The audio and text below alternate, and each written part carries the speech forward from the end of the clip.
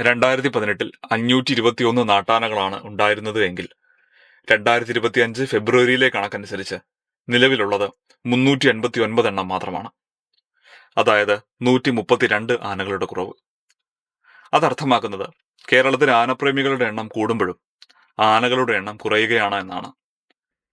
കഴിഞ്ഞ ഒരു 20 വർഷത്തിൽ കേരളത്തിലെ നാട്ടാനകളിൽ പ്രജനനം നടന്നിട്ടില്ല. അതായത് അതിനുള്ള സാഹചര്യം ഉടമകൾ ആനകൾക്ക് നൽകുന്നില്ല. മറ്റൊരു രീതിയിൽ പറഞ്ഞാൽ, ഇപ്പോഴുള്ള ഈ 389 ആനകൾ മരിക്കുന്നതോടെ കേരളത്തിൽ ആനകൾ തന്നെ ഇല്ലാതെയാകും. അതായത് നാട്ടാനകൾ ഇല്ലാതെയാകും. ഇവയെല്ലാം പ്രായാധിക്യം മൂലമുള്ള മരണങ്ങളാണ് എന്ന് കരുതിയെങ്കിൽ തെറ്റി. കണക്കുകൾ സൂചിപ്പിക്കുന്നത് അങ്ങനെയല്ല. തെറ്റായ ഭക്ഷണക്രമം മൂലം എരണ്ടക്കെട്ട് പോലെയുള്ള അസുഖങ്ങളാണ് മരണകാരണങ്ങളിൽ ഏറെയും. അതോടൊപ്പം ജീവിത കാലയളവിൽ അനുസരണയുടെ പാഠങ്ങൾ മറക്കാതിരിക്കാനായി ചട്ടവ്രണം പോലുള്ളവ നിലനിർത്തുന്നതോടെ അവയുടെ ജീവിതം കൂടുതൽ ദുരിതപൂർണമാകുന്നു. പലരും കരുതുന്നത് നാട്ടാനകളും കാട്ടാനകളും രണ്ടാണ് എന്നാണ്. അങ്ങനെയല്ല. എലിഫസ് മാക്സിമസ് ഇൻഡിക്കസ്, അതായത് ഇന്ത്യൻ ആന, ഇതൊറ്റ വിഭാഗമാണ്. ഒരേ വംശം, ഒരേ ഭാവം, ഒരേ ചിന്തകൾ, ഒരേ ചോദനകൾ. ഏതോ കാലത്ത് കാട്ടിൽ നിന്നും പറിച്ചു നടപ്പെട്ട ഇവർ മനസ്സിൽ വന്യഭാവവും തലയിൽ ദൈവരൂപവും പേറി ഇവിടെ നീറി അലയുകയാണ്. നന്നായി ഇണങ്ങുന്നവനാണ് എന്ന് പറയുമ്പോൾ പലരും മനസ്സിലാക്കാത്തത് ആനയ്ക്ക് ഇണങ്ങുക എന്നൊരു കാര്യം ഇല്ല എന്നാണ്. പൂച്ചകൾ, നായകൾ, പശുക്കൾ മുതലായവ ആയിരക്കണക്കിന് വർഷങ്ങളുടെ മനുഷ്യരുമായുള്ള സമ്പർക്കം മൂലം ഡൊമസ്റ്റിക്കേറ്റ് ചെയ്യപ്പെട്ടവയാണ്. അവ മനുഷ്യനോട് ഇണങ്ങി മനുഷ്യന്റെ കൂടെ ജീവിക്കുന്നു. പക്ഷെ ആനകൾ അങ്ങനെയല്ല.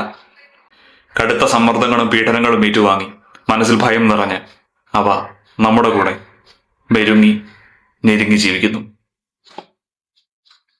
ഇന്ന് ഭക്തിക്ക് എഴുന്നള്ളിക്കുന്ന ആനകളേറെ വർഷങ്ങൾക്ക് മുന്നേ കാട്ടിൽ വാരിക്കുടി വെച്ച് ചതിച്ചു വീഴ്ത്തപ്പെട്ടവയാണ്.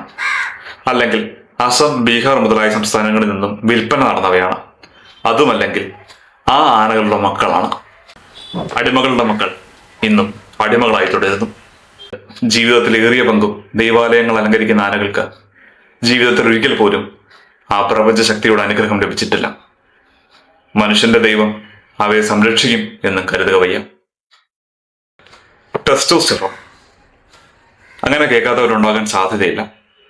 അത് മനുഷ്യനെ പോലെ അല്ലെങ്കിൽ മറ്റു മൃഗങ്ങളെ പോലെ ആനകൾക്കുമുണ്ട്.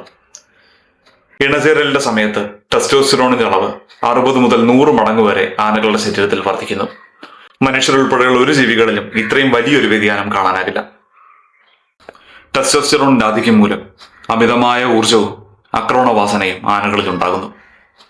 കാട്ടിലായിരുന്നെങ്കിൽ മറ്റു ആനകളോട് മത്സരിച്ചും മരങ്ങൾ കടപുഴക്കി എറിഞ്ഞും മൺകുണകളിൽ കൊമ്പുകുത്തിയിളക്കിയും ഇവർ അവരുടെ ചോദനകളെ മാറ്റിയിരുന്നപ്പോൾ ഇവിടെ അവരെ കാത്തിരിക്കുന്നത് കാതടപ്പിക്കുന്ന വാദ്യമേളങ്ങളും കല്ലുരുക്കുന്ന വെടിക്കെട്ടും താറൊലിക്കുന്ന ചൂടും കൺമുന്നിൽ തീപ്പന്തവും തലയിൽ തിടമ്പും പാലവട്ടവും വെഞ്ചാമ്പരവും വീശാൻ കുറേയേറെ മനുഷ്യരും ഏതു നേരവും കാലിൽ വടികൊണ്ട് തട്ടി അനുസരണ പഠിപ്പിക്കുന്ന പാപ്പാനും മാത്രമാണ്.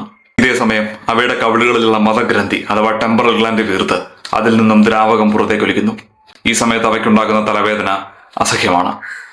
ഇതേ സമയം മതപ്പാട് കാലത്തുണ്ടാകുന്ന ഓർമ്മക്കുറവ് മൂലം ആനകൾക്ക് വ്യക്തികൾ, ശീലങ്ങൾ, അവയുടെ ആംഗ്യങ്ങൾ എന്നിവ ഓർത്തെടുക്കാനുള്ള കഴിവും താരതമ്യേന കുറയ്ക്കുന്നു.